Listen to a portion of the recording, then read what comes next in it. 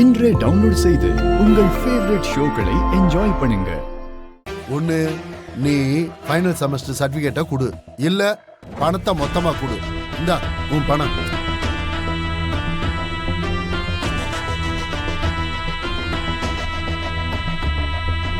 நாம ஒண்ணு நினைச்சா வேற ஒண்ணு நடக்குது. சரி, விட்டு பிடிப்போம்.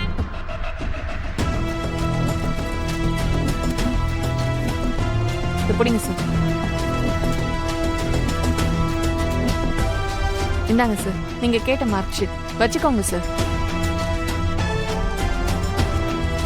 நான் அமௌண்ட்டை கொடுத்துட்டு வாங்கிக்கிறேன்.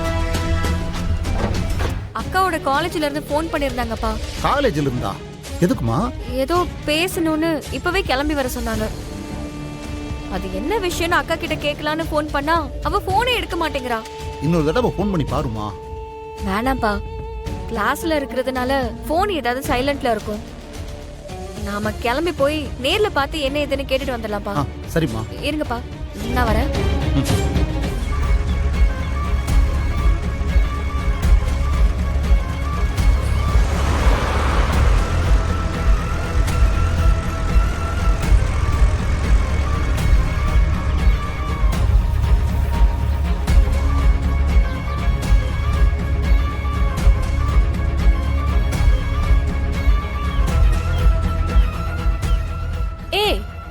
என்ன ரம்யா, அங்க என்ன பாத்துட்டு இருக்க? இல்லடி, தீபாவோட அப்பாவும் தங்கச்சியும் மாதிரி இருக்கு. அவதான் இன்னைக்கு காலேஜ்க்கே வரலையே, அப்புறம் எதுக்கு அவங்க அப்பாவும் தங்கச்சியும் எங்க வர போறாங்க? இல்லடி, அவங்கள மாதிரி தான் இருந்தது. சரி இரு, அவகிட்டே ஃபோன் பண்ணி என்னன்னு கேக்குறேன். சரி, ஓகே. சரி வா போலாம்.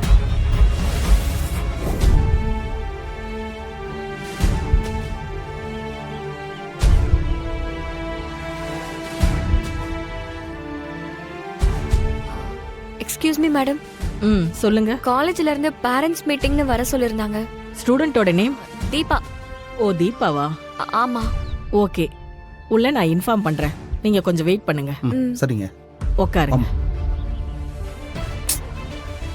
இவங்க எதுக்கு இன்னைக்கு சம்பந்தமே இல்லாம காலேஜுக்கு போயிருக்காங்க? ஒருவேளை நம்ம காலேஜ் கட் பண்ண விஷயம் இவங்களுக்கு தெரிஞ்சிருச்சா?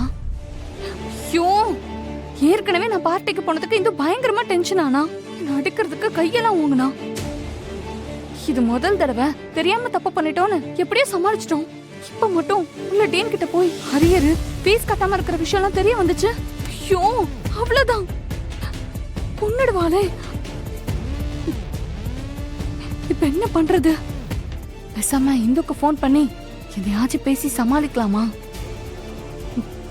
இல்ல இல்ல, ஒருவேளை நம்ம போன் பண்ணதும் நாங்க ஆபீஸ்ல தான் இருக்கோம், நீங்க வான்னு சொன்னா, ஷோ, என்ன பண்றது? இன்னைக்கு மாட்டணும். அப்புறம் இந்த ஒவ்வொரு விஷயமா தோண்ட ஆரம்பிச்சு நான் பண்ண மொத்த தப்பையும் கண்டுபிடிச்சிருவா. அது மட்டும் நடந்துடவே கூடாது. என்ன பண்றது? யார் வரா?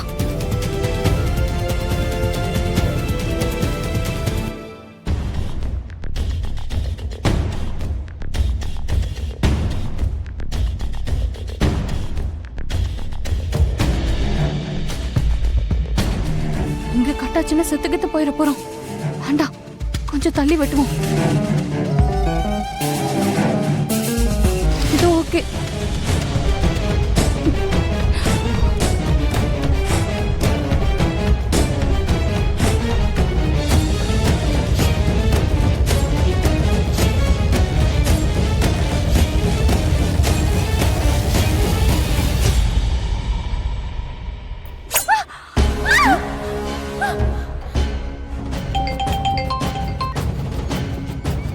ஹலோ செல்வி, நான் அக்கா காலேஜ் வரைக்கும் வந்திருக்கேன். வெளியே வந்துட்டு பேசுறேன். இந்து, நீ முதல்ல சீக்கிரமா கிளம்பி வீட்டுக்கு வா. இங்க தீபாக்கா அவங்க கைய அறுத்துக்கிட்டு பேச்சு மூச்சு இல்லாம இருக்காங்கடி. என்னடி சொல்ற? எனக்கு என்ன பண்றதுன்னே தெரியல. நீ முதல்ல சீக்கிரம் கிளம்பி வா. சரி இரு, நாங்க வரோம். சாரி சார், ஒரு எமர்ஜென்சி.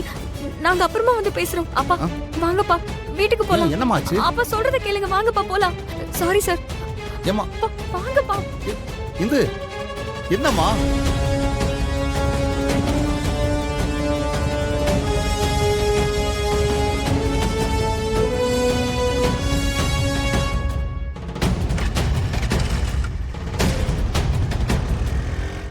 வருஷமா நான் பிளேஸ்மெண்ட்டுக்கு ப்ரிப்பேர் பண்ணிட்டு இருந்தேன்னு உனக்கு தெரியும்ல. ஆமா. அந்த பிளேஸ்மெண்ட் இன்டர்வியூல நான் நல்லா பெர்ஃபார்ம் பண்ணி ஒரு பெரிய salary பேக்கேஜோட செலக்ட் ஆயிட்டேன். ஆரம்பிச்சிட்டா. ஆனா இப்ப திடீர்னு ப்ராம்ப்ட் இன்ஜினியரிங், மிஷின் லேர்னிங் இதெல்லாம் முடிக்கல. அதெல்லாம் இப்ப 3 மாச கோர்ஸா முடிச்சாதான் அந்த வேலைன்னு சொல்றாங்க. அவங்க சொல்ற இன்ஸ்டிடியூட்ல ஜாயின் பண்றதுக்கு 3 லட்சம் ரூபாய் ஃபீஸா. 3 லட்சமா? ஏற்கனவே நான் அந்த ஆன்லைன் கோர்ஸ காலேஜ்லயே முடிச்சிட்டேன். சர்டிபிகேட் மட்டும் தான் வரணும். அத கொடுக்காம காலேஜ்ல டிலே பண்றாங்க. அந்த கம்பெனியோட பிளேஸ்மெண்ட் சைடுல விசாரிச்சா எதுவா இருந்தாலும் சர்டிபிகேட்டோட வந்து பேசுங்க, இல்லனா எங்க கிட்ட நிறைய எலிஜிபிள் கேண்டிடேட்ஸ் சர்டிபிகேட்டோட ஜாபுக்கு ரெடியா இருக்காங்கன்னு சொல்றாங்க. இப்ப எனக்கு என்ன பண்றதுனே தெரியல. சரிக்கா, உன் காலேஜ்ல அந்த சர்டிபிகேட்ட பத்தி கேட்டியா? அவங்க என்ன சொல்றாங்க? காலேஜ்ல இத பத்தி கேட்டா சர்டிபிகேட் வரதுக்கு இன்னும் 2 வாரம் ஆகும்னு சொல்றாங்க. அதுக்குள்ள இந்த பிளேஸ்மெண்ட்டே க்ளோஸ் ஆயிடும். அந்த கோவத்துல தான் மேனேஜ்மெண்ட்ட பத்தி யூனிவர்சிட்டிக்கு நான் ஒரு கம்ப்ளைண்ட் மெயில் அனுப்புனேன். அது காலேஜுக்கு எப்படியோ தெரிய வந்து, நீ எப்படி காலேஜ் பத்தி யூனிவர்சிட்டியில கம்ப்ளைண்ட் பண்ணலாம், உன்னோட ஃபைனல் இயர் இன்டர்னல் மார்க்ஸ் எங்க கையில தான் இருக்குன்னு சொல்லி மிரட்டுறாங்க. நான் சர்டிபிகேட் வரலனா கம்ப்ளைண்ட்டை வாபஸ் வாங்க மாட்டேன்னு ஸ்ட்ராங்கா சொல்லிட்டேன். அதான் உங்ககிட்ட பேசி கம்ப்ளைண்ட்டை வாபஸ் வாங்க வைக்கிறதுக்கு உங்களை காலேஜ் கூப்பிட்டுருப்பாங்கன்னு நினைக்கிறேன்.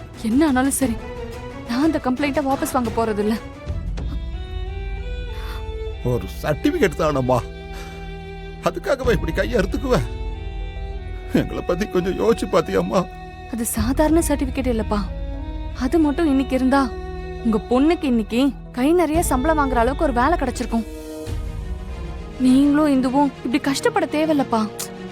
சரி விடுக்கா, அதான் கம்ப்ளைண்ட் பண்ணிருக்கல, பாத்துக்கலாம். இந்த கம்பெனி இல்லனா வேற கம்பெனி, எங்க போனாலும் உன் திறமைக்கு நல்ல வேலை கிடைக்கும். இனிமே இந்த மாதிரி முட்டாள்தனமா எதுவும் பண்ணாதக்கா. நானும் அப்பாவும் எவ்வளவு பதறி போயிட்டேன்னு தெரியுமா? என்னால இது அவ்வளவு சீக்கிரம் கடந்து போக முடியலடி. இதுக்காக நான் எவ்வளவு ப்ரிப்பேர் பண்ணிருக்கேன் தெரியுமா? அது மட்டும் இல்லாம நம்ம குடும்பம் இப்ப இருக்கிற நிலைமைக்கு இந்த வேலை ரொம்ப முக்கியம். நான் சீக்கிரம் வேலைக்கு போனாதானே நீ ஆசைப்பட்ட மாதிரி டீச்சர் ட்ரைனிங் படிக்க முடியும். அப்பாவும் இன்னும் எத்தனை நாளைக்கு தான் வேலைக்கு போய் கஷ்டப்படுவாரு? அவருக்கும் கொஞ்சம் ரெஸ்ட் கொடுக்கலாம் தான் நினைச்சேன். ஆனா இப்ப பாரு, எல்லாமே கைவிட்டு போயிடுச்சு. வாழ்க்கையே வெறுக்கிற மாதிரி ஆயிடுச்சு.